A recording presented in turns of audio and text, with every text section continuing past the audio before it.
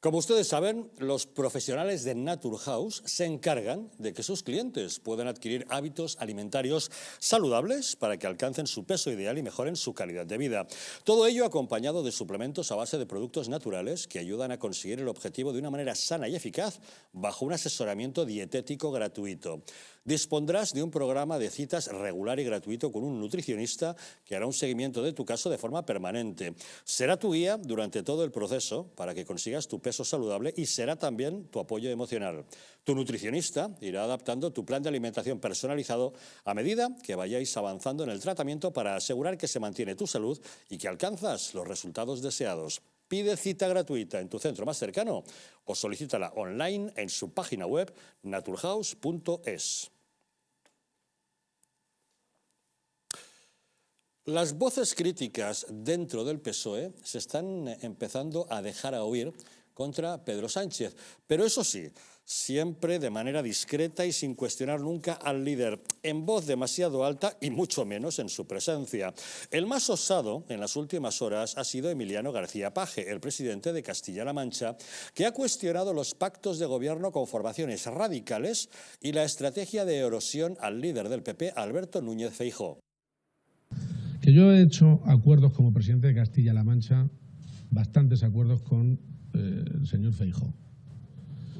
Y cuando lo he hecho era sobre la base de que me parecía solvente poderlo firmar con él. No voy a cambiar ahora mi opinión porque simplemente sea dirigente del Partido Popular. Punto. Si otros tienen otra impresión, estupendo. Pero es que a mí me han llamado tantas veces en la época de Cospedal insolvente que sea a estas alturas lo que es disolvente, que es la segunda parte de la cuestión. Yo lo que busco es que el PSOE tenga mayoría suficiente como para hacer como hace el Ministerio con los peajes, ir quitándolos. Eso es lo realmente importante.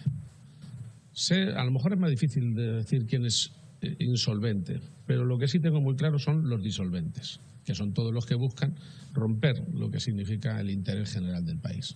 Luego ya le pone usted los apellidos que quiere. La portavoz del partido, de la ejecutiva del Partido Socialista, Pilar Alegría, ha salido a responder a estas afirmaciones que ha hecho el señor Paje. Resulta que ella ha defendido la unidad evidente en el seno de la formación y ha asegurado que el pasado sábado, en la reunión del Consejo de Política Federal en Zaragoza, nadie expresó esas críticas. Pero en el PSOE hay preocupación, no solo por los socios radicales del gobierno, sino también ante la posibilidad de que Pedro Sánchez decida conceder el indulto a José Antonio Griñán, condenado a 6 años de cárcel por el escándalo de los ERE de Andalucía. Desde que se conoció la sentencia, miembros del partido y del gobierno han articulado una estrategia que pasa por reiterar que el expresidente de la Junta de Andalucía no se lucró personalmente con el dinero expoliado. El propio Pedro Sánchez cuestionó el veredicto de la justicia al asegurar que pueden pagar justos por pecadores. Y es que el señor Chávez y el señor Griñán dimitieron de sus responsabilidades políticas hace más de un lustro.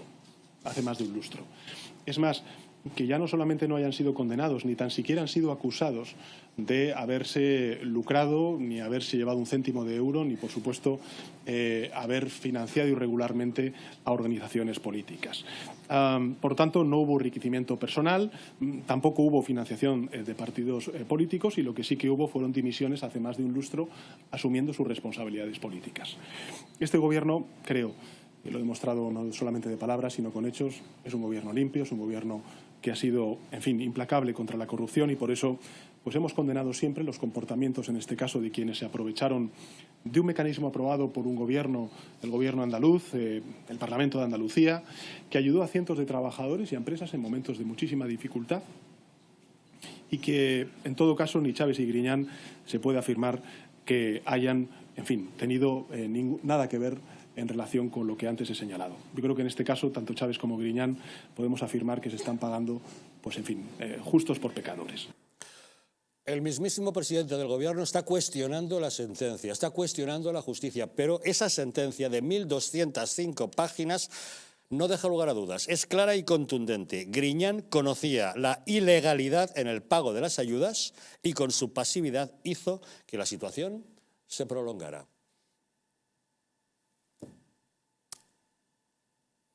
Eso es lo que dice la sentencia. Don Fernando, ¿qué le parece? Bueno, pues que evidentemente a mí me recuerda esto a la sentencia del Procés, o sea, el indulto que vino detrás de la sentencia, porque sentencia hubo, aunque fuera sedición rebajada. Pero, ¿qué razones existen aquí? Primero, existe una razón de justicia, porque ha sido nuestro Tribunal Supremo. Segundo, hay una razón de arrepentimiento. Tiene que mediar un arrepentimiento de la propia persona cuando hay un manifiesto que, lógicamente, lo están firmando, pero esta persona no lo ha solicitado, igual que ocurrió en el sistema del proceso. Y una tercera razón de equidad en cuanto nuestro Código Penal y nuestras garantías procesales de nuestro Código Penal se han llevado a cabo. Pero ¿qué es lo que nos encontramos? Como tú muy bien dices, Javier, que son actuaciones delictivas. ¿Por qué? Porque lo sabía y tenía conocimiento pleno. Segundo, lo podía haber evitado. Y tercero, estaba plenamente advertido y aún así consintió, si no promovió, repito que son palabras directamente de la sentencia de las 1000 y pico páginas de lo que consta. 1205 páginas. 1205, que por cierto no me la he que da 5 frases contundentes acerca de la culpabilidad de Griñán en este caso, ¿eh? Totalmente. Segundo argumento, utilidad pública. ¿Por qué? Porque es de aplicación de nuestro Código Penal y de la sentencia de nuestro Tribunal Supremo. Porque vamos a desdecir otra vez a nuestro Código Penal y a nuestro Tribunal Supremo, conforme se hizo también en la sentencia del Procés. Y tercero, repito, el argumento de equidad, porque existen todas las garantías procesales y de justicia. ¿Pero qué se vulnera realmente? Pues se está vulnerando el artículo 62 de la Constitución, porque en este momento el indulto no lo puede entregar el jefe de gobierno, tiene que ser en nombre del rey. Y otra vez pone en tela de juicio al rey por un tema que han sido los seres, que no ha sido otra cosa que la cocaína, la prostitución y las juergas que han tenido. Pero ya sabe usted, don Fernando, que Su Majestad el Rey se ve obligado a sancionar todo aquello que el gobierno le pone delante. Sí, pero pone en tela de juicio a que tenga que sancionar la cocaína, la prostitución y las juergas. Igual que el hecho independentista que implicaba la separación de España, sí, tuvo que firmar el rey. Golpismo. Algo ignominioso. Pero es que el segundo argumento, que es un argumento también de peso, es porque han sido sentenciados por nuestro Código Penal por prevaricación en nuestro artículo 404 al artículo 406 y por malversación en nuestro artículo 262. O sea, que es que la barbaridad jurídica, la barbaridad intelectual y la barbaridad que lleva a nuestro Estado el hecho de que no una sola vez, que como ya se hizo durante la sentencia del Procés y posterior indulto, sino por segunda vez se esté de alguna manera acabando con las resoluciones de nuestro Tribunal Supremo, las resoluciones de nuestro Código Penal y el hecho de vulnerar nuestra Constitución, que representa la soberanía popular, en torno a que el rey tenga por segunda vez que firmar un indulto de una gente que se lo ha gastado, vuelvo a decir, en cocaína, en prostitución y en juergas. Tenemos comunicación con Teresa Gómez, ella es periodista de Tribunales de OK Diario. ¿Qué tal, Teresa? Muy buenas noches. ¿Qué tal? Buenas noches. Bueno, el Gobierno y todos los del PSOE insisten mucho en el hecho de que Griñán no se llevó el dinero a casa, pero la sentencia de 1205 folios me parece que es clara y bastante contundente, ¿no? La sentencia es clara, además ratifica punto por punto la sentencia de la Audiencia Provincial de Sevilla, en el que dice que no solamente tuvo constancia de que se estaban cometiendo esas irregularidades, sino que también lo permitió, hizo que esa situación se prolongara en el tiempo. Es cierto que Griñán, cuando robó o permitió que se robase, no se llevó el dinero para él, no se lo llevó a su bolsillo, ¿no?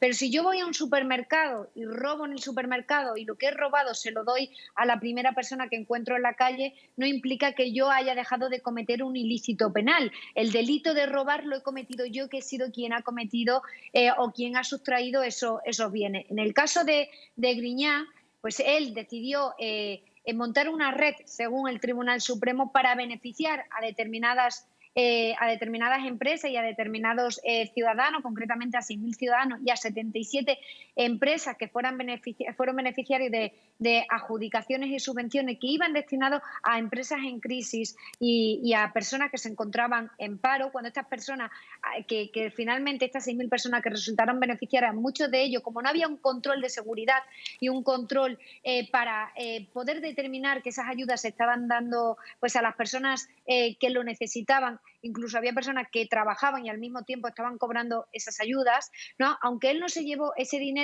al beneficiar a esas personas, sí que se benefició de de poder perdurar en el poder, porque el voto de esas empresas y de esos ciudadanos que recibían esas ayudas sin ningún tipo de control iban a votar, por supuesto, al Partido Socialista. Por lo tanto, sí que obtuvo un beneficio, no fue un beneficio económico, pero sí fue que él perdurase y que continuase en el poder. Él alega en su recurso de casación que en aquel momento Andalucía estaba pasando por una etapa económica difícil, a lo que el Tribunal Supremo, de manera muy contundente, le responde que una situación socioeconómica de un determinado lugar de España no implica que se lleven a cabo medidas que se lleven a cabo medidas fraudulentas e irregulares para poder beneficiar a una parte de la población, precisamente la población que luego le votaría para que él perdurase y el Partido Socialista en general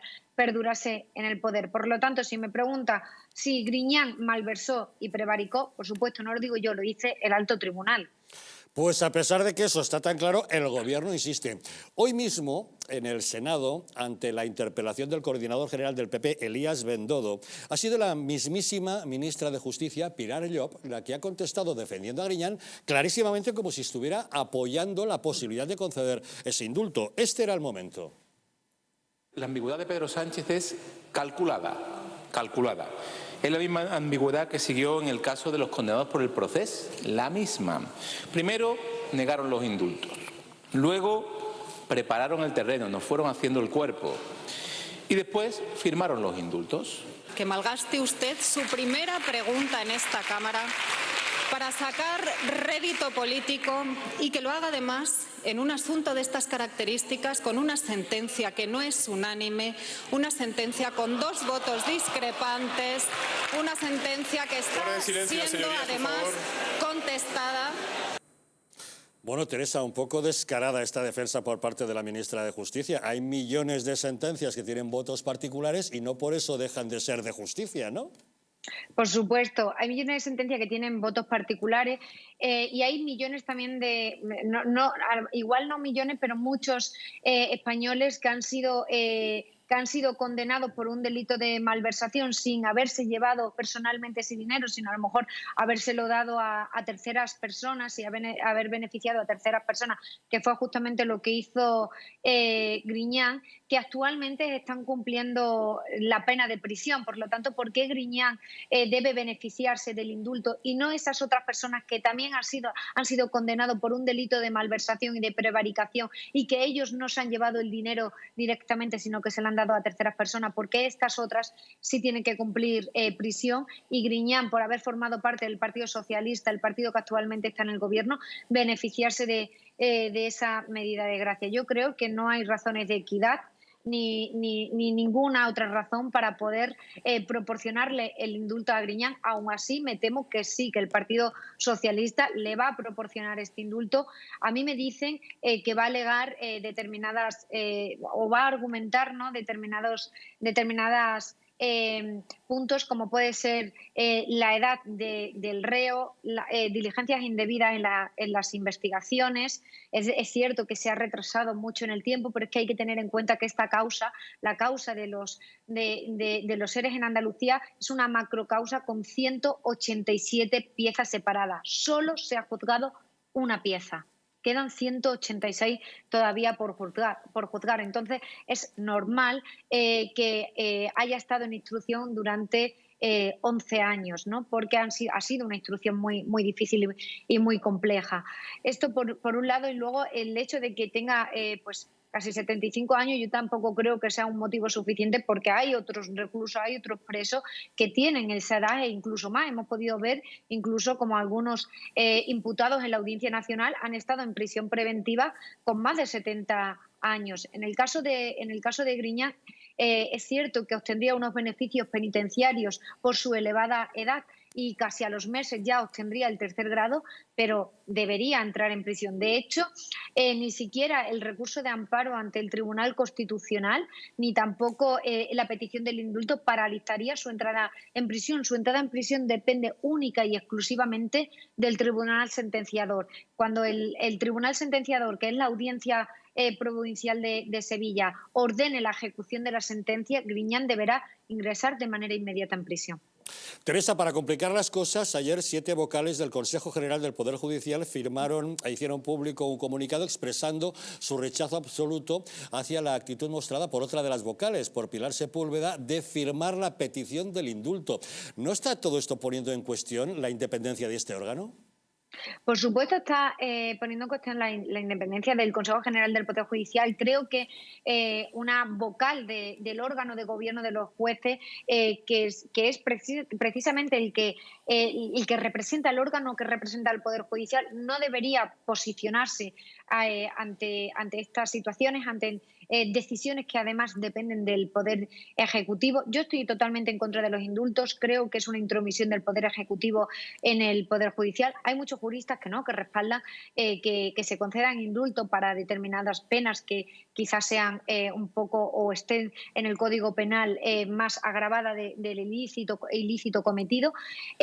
Pero mi opinión personal es que tiene que haber independencia de poderes, y así como digo que el Poder Ejecutivo a través del indulto no debería intrometerse en el Poder Judicial, los magistrados del Poder Judicial no deberían pronunciarse sobre resoluciones que dependen del Gobierno. Teresa Gómez, periodista de Tribunales de OK Diario, gracias como siempre por acompañarnos en Los Intocables. Muchísimas gracias. Un saludo. Don Pedro, ¿cómo lo ve usted? Bueno, permíteme decir de dónde venimos y a dónde hemos llegado. Por favor. Venimos de un presidente de gobierno que llega a la Moncloa por una moción de censura basada en una morcilla que mete un juez de la Audiencia Nacional hablando de la caja B del PP en el caso Gürtel, cuestión que no se enjuiciaba. Esto lo subraya el Supremo en su sentencia, donde ratifica la condena al Partido Popular como partícipe a título lucrativo. ¿Qué significa eso? Y lo dice así la sentencia del Supremo. Que el PP ni conocía el delito que se estaba cometiendo, ni por supuesto participó en ese delito. Son 244.000 euros que dice la sentencia del Supremo que debe restituir al Estado el Partido Popular. Lo hacen de forma solidaria varios de los condenados. 244.000 euros. Estoy diciendo partícipe a título lucrativo. No participó en el delito, no cometió el delito e ignoró que se estuviera cometiendo el delito. El Partido Popular en el caso Gürtel. De ahí viene la llegada, gracias a la moción de censura sobre la base de la morcilla de la caja Gürtel, de la caja B del Partido Popular, llega Pedro Sánchez a la Moncloa. Y ahora estamos discutiendo 680 millones de euros de los parados de Andalucía, gastados, sabemos, parte en dónde, ¿verdad? En casas de prostitución, en droga, en tal. Y ahora parece ser que ese indulto a Griñán, que yo entiendo las razones de humanidad, es decir, todos los que no nos gozamos del dolor ajeno, podemos entender las razones de humanidad para un señor de 73 años y tal. Pero 76. Yo creo que lo que se está jugando es a que esos 680 millones de euros no son nada. Si total, ¿para qué? Con el indulto a Griñán se está indultando simbólicamente a todos los que participaron de este sistema de, como dice el Supremo, de presupuestación ilegal que Griñán, como dice también la sentencia del Supremo, no solo continuó a sabiendas de que existía, sino que lo prolongó gracias, dice, a sus resoluciones prevaricadoras. La sentencia del Supremo es un varapalo a todos los que defienden el indulto, entre los que se cuentan personas a las que admiro muchísimo, pero que me gustaría que pudieran explicar las razones de apoyar este indulto a Griñán. 6 años de cárcel firme, confirmado por el Supremo. Yo creo que esto sería un gravísimo daño a la democracia. Esto sería, los políticos nos indultamos entre los políticos, al contrario que el resto de los mortales, que tienen que penar con la sentencia y con lo que los jueces les impongan, ¿no? Yo creo que es un gravísimo daño a la credibilidad de la política, que ya está suficientemente dañada, pero sobre todo a la credibilidad de la justicia, al valor de una justicia independiente, neutral, equitativa, ¿verdad? Es que esto se convertiría en el juego de la arbitrariedad. Este, como es mío, lo indulto. Este, que no es mío, no lo indulto. Oye, ¿y por qué no hablamos de los indultos que se debían haber concedido a tantas personas, ni siquiera procesadas ni condenadas, que sufrieron, de verdad, condenas mediáticas brutales? Ahí no hay razones de humanidad. ¿Por qué no humanizamos un poco la política también? ¿Por qué no nos paramos todos un poco a pensar lo que hemos hecho entre todos, ¿verdad? Y yo me considero una víctima de esa persecución judicial, ¿verdad? Poner en los tribunales a tu oponente político para pasarlo por la trituradora, pasarlo por la máquina de triturar carne, ¿verdad? Cuando al final acabas con una resolución absolutoria. Es que Pedro, yo creo que deberíamos darnos todos una pensada y aprovechar eso para esa reflexión. Y se lo digo aquí a nuestros oponentes del Partido Socialista y de todos los partidos de la izquierda. Me estáis hablando de un indulto a una persona condenada en firme, pero ¿y esos indultos a esas personas que ni fueron procesadas ni fueron condenadas, pero estuvieron años y años, y tengo muchos compañeros que han tenido que pasar ese infierno, esa pesadilla, ellos, sus familias, sus amigos, sus compañeros? Hombre, vamos a poner Francisco un poquito de Camps, sentido. Ángela Cebes, por no hablar de Rita Barberá, a la que, en fin, muchísimo, la lista es interminable, no hemos pero aquí aprendido hay nada dos varas después de de medir, todo eso. como dice Luis muy bien. Don Luis. Bueno, pero ¿alguien duda de que el señor Sánchez no va a indultar al señor Griñán? Aquí, Pues eso le va a causar un grave perjuicio a sus varones y a sus candidatos en las elecciones. Les pasará factura. Pero también le iba a pasar factura el indulto a los golpistas catalanes, y ya hemos visto la factura que le ha pasado. Le ha pasado facturas de otro tipo de cosas que son más evidentes y más cercanas a la ciudadanía. Yo creo que esto de verdad no le va a pasar factura, pero ya lo veremos. Pero lo que aquí deberíamos de preguntar es, ¿va a tener el arrojo de indultar no solamente al señor Griñán, sino a todos los condenados, que hay varios condenados también del Partido Socialista? Encima va a ser tan exquisito de que va a indultar solo a Griñán, que es el que más alto cargo de todos, y el resto que se aguante. Que se aguante y vaya a la cárcel. Estoy convencido, pues eso está bien. Yo creo que todo lo que está sucediendo en estos momentos a nivel de las firmas, del apoyo de los 4.000 firmantes en apoyo al indulto, es dar cobertura a una decisión que ya está tomada. Es dar cobertura a una decisión que por parte de Sánchez que ya está tomada y que piensa él que le van a descontar muy poco de sus resultados próximos electorales. Por varias cosas. Primero, porque cuando él dice lo de pagar justos por pecadores, pone una vez más en tela de juicio a la justicia. La justicia para el Partido Socialista es el adversario. Y para Podemos es el enemigo. En algunos casos se intercambia, porque también en el Partido Socialista piensa que la justicia está plagada de fachas, pero por completo. Es decir, y lo consideran una columna del Estado a derribar, o por lo menos a repintar nuevamente. Entonces, eso lo tienen permanentemente. Y luego, por otra parte, los argumentos que se están dando, a mí me ha sorprendido realmente desfavorablemente algunos de las firmantes de los 4.000, que por otra parte me parece que ha sido Luis Albís, ha pedido a través de Cheng la firma en contra del indulto, y ya van por más de 60.000 personas, 60.000 ciudadanos españoles que firman contra el indulto. Pero uno de los argumentos es de la edad, no tiene 73, me parece que tiene 76 ya, 76. Bueno, hay 644 reos españoles en las cárceles en estos momentos que tienen más de 70 años.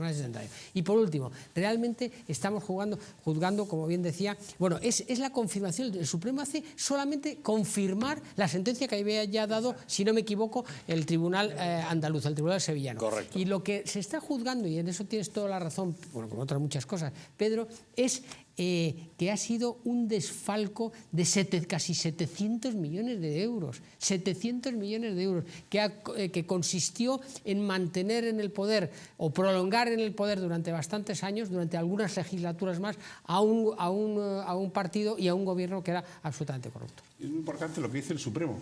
Utilizados como si fueran caudales propios. Es decir, cuando te dicen, no, es que no se lo han llevado a su casa. Sí, pero el Supremo está diciendo que lo utilizaron como si fuera de ellos. Red clientelar. Eso no es llevárselo a casa. Red clientelar. No, claro, a casa no te lo llevabas, desde la misma oficina lo repartías. Malversar dinero público, no me importa en qué se lo gastaran, si en unos o en otros, Isabel. Bueno, y al final iban dopados a las elecciones, o sea, que eso es así. Entonces, lo que nos están diciendo es que los jueces han prevaricado, ¿no? O sea, porque como les están llevando... Poner en cuestión la sentencia, es decir, están poniendo en cuestión la sentencia. Pero bueno, lo que vemos aquí, bueno, primero toda esa gente que ha firmado, que yo digo, bueno, voy a esperar a ver si es verdad, porque a lo mejor hay nombres que muchas veces te meten y tú no lo sabes. Pero lo que nos estamos dando aquí es que la sociedad española está podrida, porque independientemente de tu ideología, tú puedes ser muy socialista, tú puedes ser muy comunista, eso todo es respetable, pero firmar a favor de indultar a un señor que reiteradamente han estado malversando dinero de los parados. Y bueno, luego no sé si recordáis estas declaraciones que en una comisión de investigación que llevaron al señor Chávez, que le pusieron una grabación de cómo se les concedía una ayuda y tenían que dar, no recuerdo, no un 3% como los catalanes, un 20 o un 30% de mordida por esa ayuda concedida. Eso lo he escuchado yo con mis oídos, lo he escuchado que se lo pusieron en el Congreso y no ha pasado absolutamente nada. Y estamos hablando de 700 millones porque ya tuvieron que poner un tope para que no se alargase en los años. Pero te recuerdo que hay otras piezas separadas, es decir, que de momento están demostrados la malversación de 680 millones de euros, pero hay otras piezas separadas en las que no se descarta que podríamos llegar a los 3.000 millones. Claro, y es que la jueza Laya tuvo que ir como acotando, bueno, y vimos la persecución que tuvo esa señora y a la que la sometieron. O sea, que eso lo estamos viendo. Y luego hay algo en el que no coincido, es decir, si fuésemos realmente una democracia, tendríamos control al poder y separación. En este sentido, aquí vemos cómo no hay separación, cómo tenemos una unicidad de poder, cómo está todo el poder metido en el Parlamento y no hay esa separación, no tenemos independencia. En el judicial. Tenemos un sistema judicial totalmente intervenido por el poder político. Y esto es lo que estamos viendo con estas... Es que es vergonzoso desde el mismo gobierno, pero es que lo que estamos viendo es eso, que no hay ninguna manera de pararlos, porque no tenemos los mecanismos para pararlos. Muchos jueces es verdad que hacen su trabajo, hay otros que no, claro, pero hacen su trabajo, pero vemos lo que les pasa. Lo hemos visto con el proceso. O sea, los delitos más graves que pueden ocurrir, que son el de sedición y el de malversación de dinero público... Rebelión. Bueno, sí, fue rebelión, pero vamos a dejarlo en condenados por sedición. Pero fueron condenados por sedición. Es un golpe de Estado, se paga pero usted como se paga. había rebelión, pero es cierto. Y resulta que al final, ¿dónde están los presos del proceso? ¿Dónde va a estar el señor Griñán? A mí personalmente no me gusta ver a nadie en la cárcel, es que yo creo que a ninguno de los que estamos en esta mesa, pero es que han cometido delitos y el partido se ha beneficiado. Y luego vimos lo de la moción de censura del PP que le hicieron por mordidas, vamos a poner una caja que no era dinero público. O sea, pero es que la vara de medir está pues en eso, en que el PP ha gobernado 40 años en España. Bueno, yo quería dar precisamente el PSOE, perdón. En Andalucía. El PSOE, pero ha manejado perfectamente el deep state, como se suele decir. Yo quería dar precisamente ese recuerdo porque yo la conocí a Mercedes Alaya en los juzgados de Sevilla y yo sé los impedimentos, las veces que íbamos al cuarto de baño que nos teníamos que hablar entre señas, porque es que era imposible. Hasta los armarios donde se encontraba este sumario en su juzgado a mano derecha, según se entraba, es que tengo que dar datos porque es cierto, donde ella pedía que se custodiaran precisamente todos estos legajos, porque eran bloques y armarios que eran cerrados solamente con un pequeño candado que prácticamente se abría con la mirada. Todos los impedimentos y todo el trabajo que ella ha ejercido precisamente para poder encausar y saber que no solamente Griñán, sino Chávez tenía perfecto conocimiento. Repito, todo lo que habéis dicho, perfecto, y ya veremos si la cifra la da, como la ha dado don Javier Algarra, puede superar los 3.000 millones. Pero en esta situación se están dando, están surgiendo las situaciones también, perdón, la redundancia y perdónenme la redundancia, situaciones increíblemente dolorosas para el Estado y para todos los ciudadanos. Es decir, a mí me parece muy preocupante que una vocal del Consejo General del Poder Judicial firme una petición de indulto de una sentencia que ha sido rubricada por 2 órganos judiciales, es decir, el de Sevilla y el Tribunal Supremo, de compañeros suyos. Me parece absolutamente inaudito. Aunque lo pensase, aunque lo compartiese con sus compañeros en el bar de la esquina de la Plaza de las Salesas o donde esté, tal, pero por favor, firmar este tipo de cosas me parece... Yo soy el rey y no lo firmo. Porque por segunda vez me hacen ir en contra del Código Penal y de la Constitución. Soy el rey y no lo firmo. Puede enviarlo a que lo vuelvan a revisar, ¿eh? Sí, sí, claro, evidentemente. Y eso es lo que debería de hacer. Y abdicar temporalmente para no firmarlo. Bueno, pero en este caso puede que sí pida la revisión, porque en el caso de los sediciosos a lo mejor entendió eso que era una cuestión política, ¿verdad? Pero aquí se trata de un robo puro y duro. Prevaricación. O sea Y luego nadie pone en duda, perdón, y lo último, nadie pone en duda que probablemente el señor Griñán sea muy buena persona en los lugares cercanos, sea una buena persona porque han firmado los 4.000, ha firmado desde nuestro campeón del mundo como seleccionador Vicente del Bosque hasta Eugenio Nassarre del Partido Popular, Fernando Sabater, Iñaki Gabilondo, etcétera, etcétera. Yo tampoco en duda que sea muy buena persona Luis Bárcenas o Mario Conde o gente que ha pasado por la cárcel. No tengo la menor duda de que sea muy buena persona. Exacto, que haya cometido errores, pero... A lo mejor lo mejor que se puede decir de Del Bosque es que ha ganado un mundial. Bueno, o que está cerca de la ganar propuesta un que han hecho en Twitter, que todos estos que han firmado, han hecho el cálculo, son 140. Un cálculo solidario, ¿no? Un cálculo solidario y devuelvan el dinero a todos los españoles. Como son tan solidarios con políticos corruptos, pues que sean igual de solidarios. 180 millones les va a tocar a Perrica, siendo tantos. 140, 160.000, como no es nada algo así. Es que no sé que está publicado en Twitter. No, yo quería decir, bueno, yo he tenido el privilegio y la responsabilidad de gestionar dinero público en el Ayuntamiento de Madrid como concejal, y yo quiero subrayar el efecto demoledor que puede tener estos juegos de indultos y de, bueno, aquí no ha pasado nada, 680 millones, sobre los funcionarios encargados del control, de la fiscalización, de la contabilidad del dinero público en todas y cada una de las administraciones españolas de todos los niveles. El efecto llamada a la malversación. Autonómica y local. Claro. Y en este momento rompo una lanza por ellos, porque hacen un trabajo extraordinario, de verdad, de control, de seriedad, de rigor contable, de rigor jurídico, porque aquí no se trata solo de manejar el dinero, sino hacerlo de acuerdo con la regulación administrativa, ¿no? Pero verdaderamente, ¿qué podrán pensar todos ellos cuando nos parece que se están tomando a broma lo de malversar 600, casi 700 millones de euros, además destinados a los parados? Yo, de verdad, les quiero lanzar un mensaje a los responsables de todo este montaje. Por favor, piensen en esas personas que mañana tendrán que sentarse en su despacho, en su mesa, a controlar que los políticos hacemos bien las cosas. Y es verdad que son muy importantes para todos nosotros. Y creo que merece la pena también pensar en ello. Por supuesto, en la inmensísima mayoría de españoles que creo que asisten boquiabiertos a este espectáculo de los políticos indultando políticos. Ya lo dijo Pedro Sánchez. No, esto no va a pasar conmigo. Vamos, nunca más. Pues mira, bueno, aquí le tenemos en una de tantas. Cada vez que Sánchez asegura que algo no ocurrirá, sabemos positivamente que acaba ocurriendo. En fin, hacemos una pequeña pausa y volvemos de inmediato para hablarles del efecto Ayuso. Así es como se le conoce a la política basada en el liberalismo y en la bajada de impuestos y que se ha convertido ya en la bandera de la nueva hoja de ruta del Partido Popular. Sobre eso se basará la propuesta que Alberto Núñez Feijóo presente a los españoles dentro de 1 año y medio cuando haya elecciones generales. Y mientras tanto, todos los presidentes autonómicos y los varones autonómicos del PP irán apostando por lo mismo. Ayer mismo lo hacía Juanma Moreno, el presidente de la Junta de Andalucía. Una pequeña pausa y les contamos.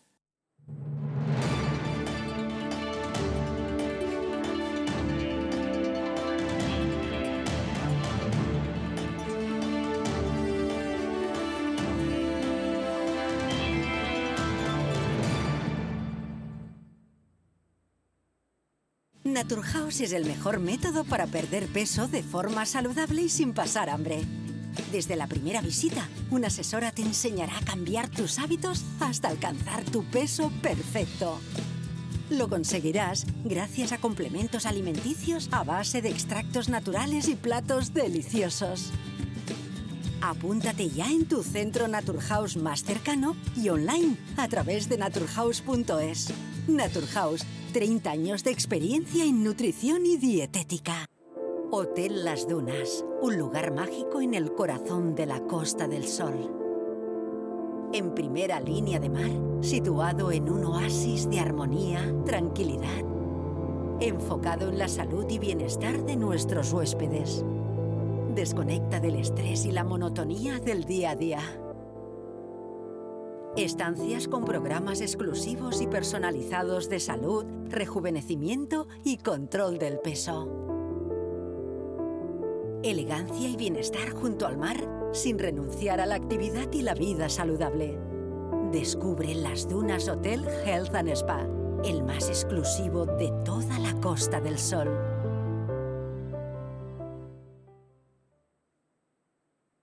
Estás a solo unas horas de que parafarmaciamundonatural.es te haga llegar tu pedido con regalo incluido. Más de 25.000 productos de las principales marcas. Te esperamos.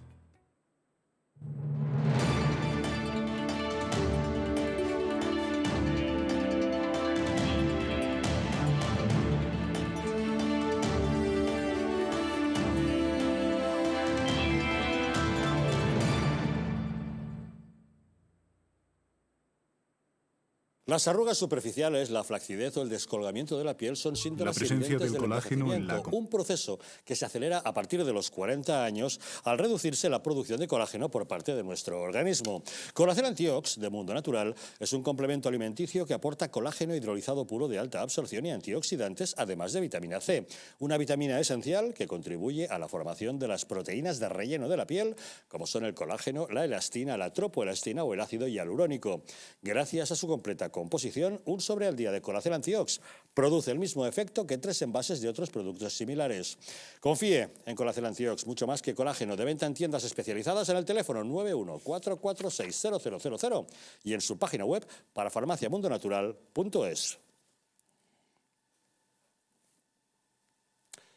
La bajada de impuestos y las políticas liberales de Isabel Díaz Ayuso en la Comunidad de Madrid se han convertido en la nueva hoja de ruta del Partido Popular, tanto en las comunidades autónomas como en su programa de cara a unas futuras generales.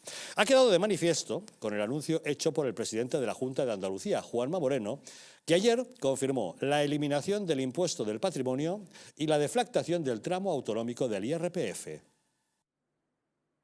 El impuesto de patrimonio en Andalucía. Esta bonificación al 100% del impuesto de patrimonio incluida en la bajada de impuestos que aprobaremos mañana. No tendrá, porque yo ya sé las críticas por dónde van a venir a la eliminación de antiimpuestos, pero quiero aclarar algunas cosas. Primero, no tendrá apenas impacto negativo en las cuentas de la Junta, puesto que apenas supone un 0,6% de lo que recauda el conjunto de la Administración andaluza. Sin embargo, sí que atraerá capacidad inversora para el fomento de la actividad económica y también del empleo. E incentivará que las personas físicas establezcan su residencia fiscal en Andalucía. Y, por tanto, producirá un incremento de contribuyentes por IRPF y por otras modalidades de imposición indirecta mucho más relevante que la pérdida de patrimonio. La sexta bajada de impuestos que aprobaremos mañana. Andalucía será la segunda comunidad autónoma con menos impuesto de España. Ya lo han escuchado, Andalucía se convierte en la segunda comunidad autónoma con menos impuestos de toda España, por detrás de Madrid, justamente.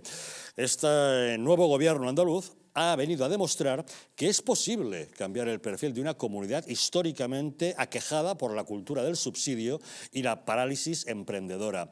Es de esperar que los varones regionales del PP adopten medidas similares para sus territorios, en una política fiscal que se convertirá en la nueva bandera de Alberto Núñez Feijóo en su carrera hacia la Moncloa.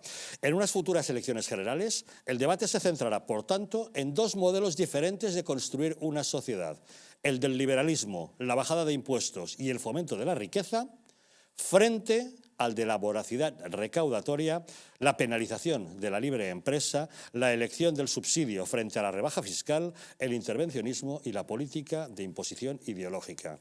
De los ciudadanos dependerá por cuál de los dos modelos prefieren votar. Don Pedro. Bueno, es una muy buena noticia. Como ha dicho mi portavoz en la Asamblea, Pedro Muñoz Abrines, nos congratulamos de que cerca de 8 millones de andaluces se vayan a sumar a más de 400 millones de ciudadanos europeos que no pagan impuesto de patrimonio, entre ellos los 6 millones de madrileños. Quiero recordar que el impuesto de patrimonio es una doble imposición injusta que fue suprimido por Rodríguez Zapatero, estando en el gobierno, cuando, según Rodríguez Zapatero, bajar impuestos era de izquierdas. En Madrid llevamos 18 años bajando impuestos y los resultados están a la vista. Somos la locomotora económica de Europa, la de España, una de las principales de Europa. Si le va bien a Madrid, le va bien a España. Como le va a ir bien a Andalucía, también le va a ir bien a España y a Madrid, como ha dicho la presidenta Díaz Ayuso. Y vamos a seguir con esas políticas, sobre todo en una situación con una inflación, llevamos ya 3 meses con una inflación de 2 dígitos y verdaderamente ahora mismo, en un año, la población española se ha empobrecido un 11%.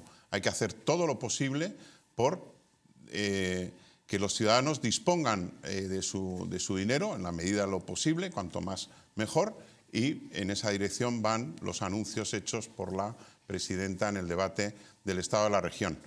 Por ejemplo, se suma a la deflactación del tramo autonómico del IRPF para absorber ese impacto de la inflación. Vamos a bonificar hasta el 25% el impuesto de sucesiones de entre tíos y sobrinos y hermanos. El de hermanos estaba al 15%, el de tíos y sobrinos al 10%. Yo quiero recordar que en España en 2021 se renunció a más de 56.000 herencias. Es verdad, y hay que decir, que el tema impositivo no es el único. Está el asunto de que recibes una herencia con deudas y la gente no la acepta, no la asume por ese motivo. O porque a lo mejor lo que heredas es una casa y te cuesta mal. Ahí está ya el tema impositivo, el impuesto de transmisiones patrimoniales, bueno, pues te hace pensar que, oye, yo no tengo para pagar esto y renuncias a esa casa. Pero bueno, hay una parte importante que es el tema impositivo y en Madrid, desde que hemos hecho las bonificaciones a donaciones, fijaos de dónde venimos, dónde hemos pasado. De recaudar 1.400 millones de euros, hemos pasado a recaudar 77.000. Es decir, hay un notable esfuerzo y voluntad de autoliquidación de las personas en cuanto ves que, oye, que te bonifican el impuesto de donaciones, por ejemplo. Va a haber más deducciones al IRPF de las que ya tenemos, para estudios, para contratación de personal, de personas que cuiden a dependientes o personas con discapacidad en el domicilio, para un 25% se va a poder deducir para las personas que en el ámbito familiar cuiden de personas dependientes o de mayores mayores de 65 años, o con discapacidad. Bueno, es toda una batería de medidas de seguir impulsando estas bajadas de impuestos, estas reducciones de impuestos que nos sitúan, es verdad, como la primera región española en impuestos bajos. ¿Todo esto a qué conduce? A que la maquinaria de la economía, disponiendo los ciudadanos de más recursos, de más dinero, pues puedan consumir, puedan invertir y hacer Madrid una región atractiva. Recuerdo, para los que dicen, no, es que esto supone una bajada de la recaudación, no se ha demostrado, y Madrid demuestra año tras año que con menos impuestos se puede recaudar más. Y no solo eso, te haces más atractivo para la inversión extranjera. Madrid concentra más del 70% de la inversión internacional en España, más del 70%. Somos, como diría Esperanza Aguirre, una región business friendly. Entonces, vamos a seguir manteniendo esas políticas porque son las que más resultado dan. Y termino con otro dato. Madrid es la región que más aporta al Fondo de Solidaridad Interregional. ¿Esto qué significa?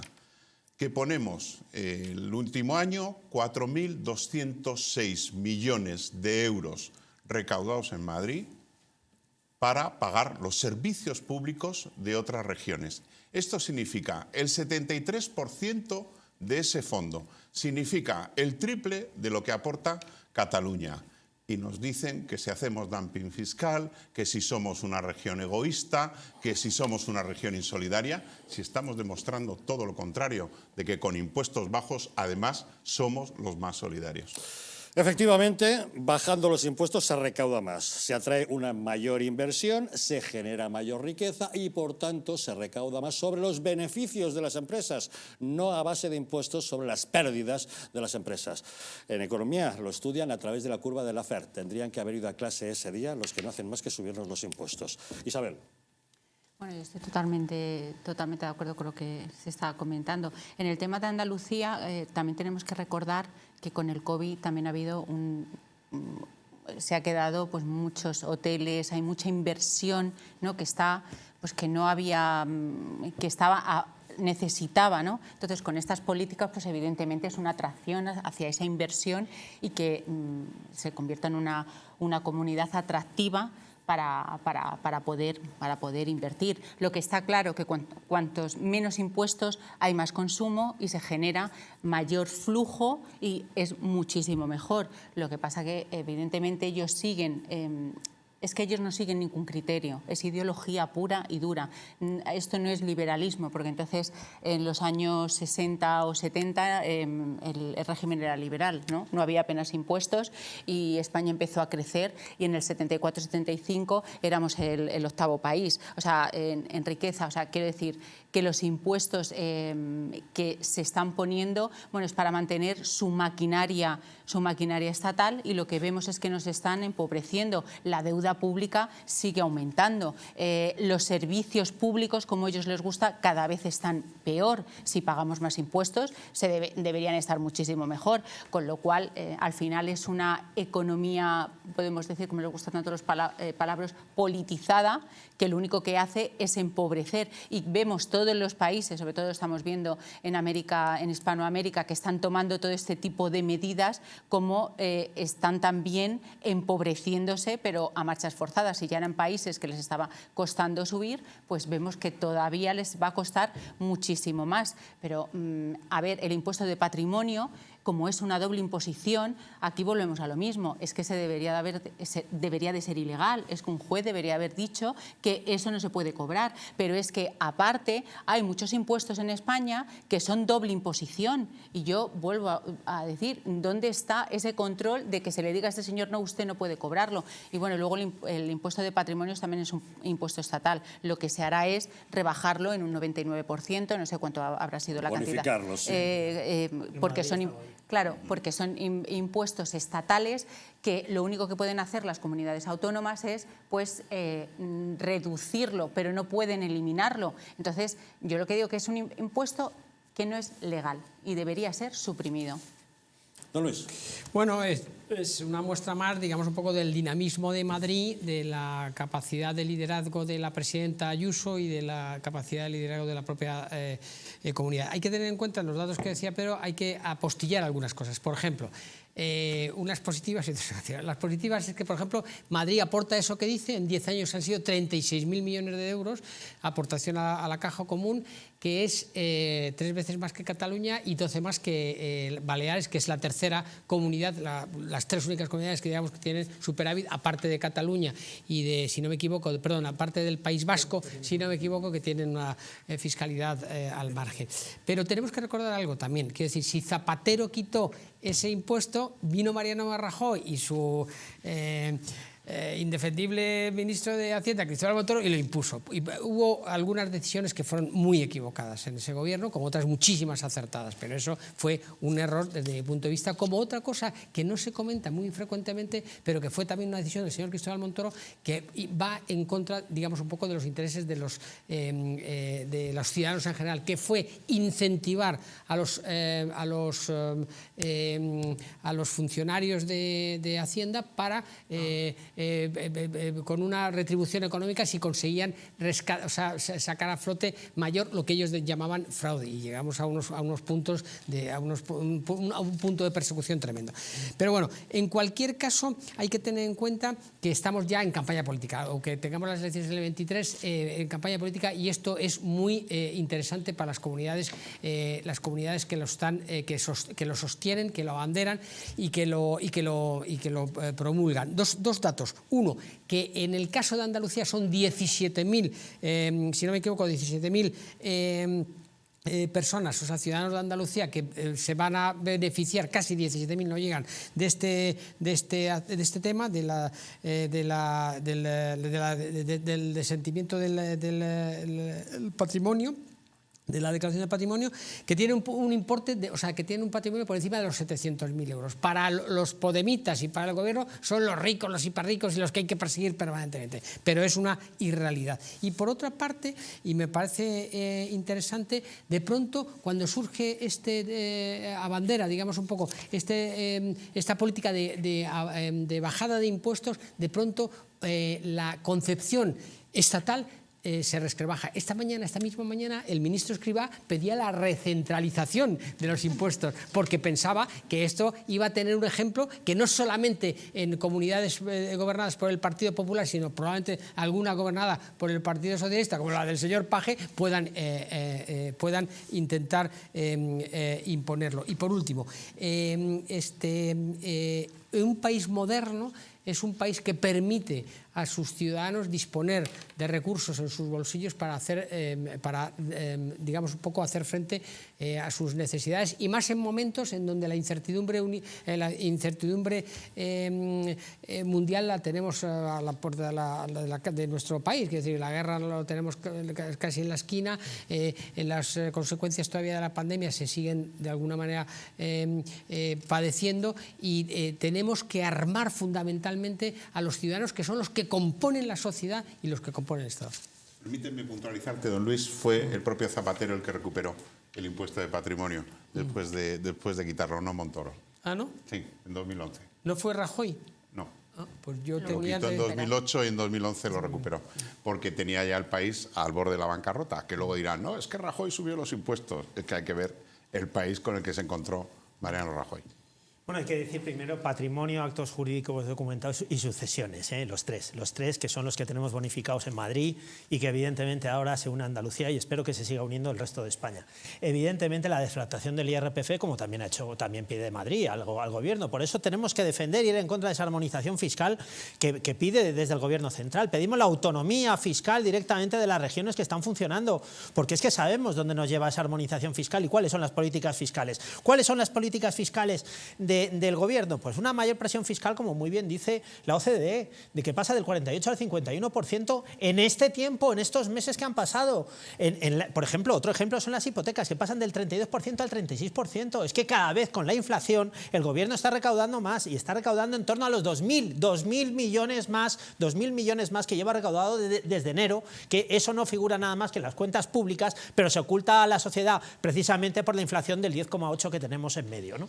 Y evidentemente la inflación en la cual nos encontramos, el 10,8, pero prácticamente podemos llegar perfectamente a final de año a un 11 o a un 12%, con lo cual implica todo esto, repito, que es una barbaridad que el gobierno se esté metiendo el dinero en el bolsillo, nuestro dinero en el bolsillo, precisamente por la inflación. Pero ¿qué es lo que nos está ocurriendo? Que en vez de ir a por medidas estructurales, a llegar a un pacto fiscal, un pacto en cuanto a las pensiones y a las hipotecas y en cuanto a las cuestiones sociales, repito, ese pacto fiscal entre todas las provincias, es donde tendríamos que llegar. No que el gobierno nos imponga a las provincias y al resto de provincias y de lugares donde la economía está funcionando, sus políticas que no funcionan. Y luego un pacto, evidentemente, a la educación. Esos son medidas estructurales y no coyunturales, como implica bajar el IVA a un 8%, un 7%, un 5%, a la luz, a las gasolinas, a los alimentos, bonificar las hipotecas en 100 euros, a los salarios incrementarlos un 2,4%, de las pensiones ni hablar, porque es que este gobierno no no lo sabe, ¿no? Pero un dato importantísimo que además nos deja la OCDE directamente, Europa nos deja la pérdida de poder adquisitivo durante este año, el 2022 y el 2023, ya es de un 4,5%. Es que no podemos ni comprar. Yo no sé, este gobierno que se está metiendo nuestro dinero directamente en el bolsillo para dedicarlo a políticas absurdas de la Agenda 2030 o 2050 o subvencionar a partidos políticos terroristas como son los independentistas y los que quieren la rebelión contra el Estado Nacional, intentan meternos directamente en una decadencia absoluta, como es la pérdida del poder adquisitivo en torno a un 4,5%, porque ya no podemos llenar la cesta de la compra. Esa cesta de la compra que dicen que cuesta 30 euros, que muchas familias ya no pueden ni comprar esos 30 euros.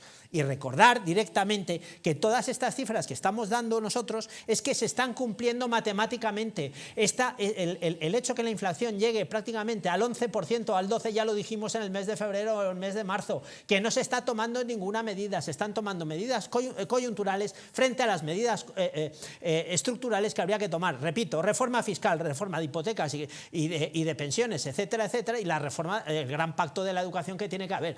Y oponernos directamente a todas estas políticas, porque Sánchez deja, primero, más deuda, más inflación, menor crecimiento, más paro y un país a la cola precisamente de lo que es la recuperación en la Unión Europea. Yo quería abordar lo que significa la reducción, la bajada de impuestos para un tema tan importante como es el empleo. En agosto de 2022, Madrid ha reducido un 25% el desempleo respecto a agosto de 2021.